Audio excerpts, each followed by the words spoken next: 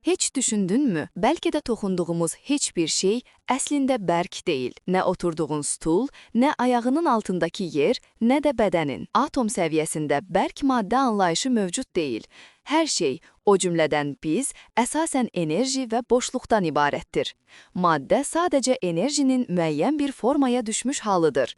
Əslində atomlar bir-birinə toxunmur. Onların arasında nəhəng boşluqlar var. Yalnız enerji mübadiləsi apararaq qarşılıqlı təsirdə olurlar. Kvant fizikasına görə kainatdakı hər şeyin 99%-dən çoxu boşluqdur. Lakin bu boşluq boş deyil, enerji sahələri ilə doludur.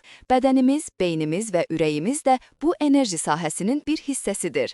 Hər biri elektromaqnit dalğaları yayır və bir-biri ilə rezonans yaradır. Biz ayrı varlıqlar deyilik. Əslində, hamımız bir-biri ilə qarşılıqlı əlaqədə olan eyni enerji sahəsinin hissəcikləriyik. Düşüncə və emosiyalar da bu sahəyə təsir göstərir. Zehni qarışıqlıq enerjini pozur, nizam isə harmoniyanı yaradır. Sakit və balanslı insanlar ətrafına rahatlıq saçır. Çünki onların enerjisi sabit və uyğun tezlikdə dalğalanır.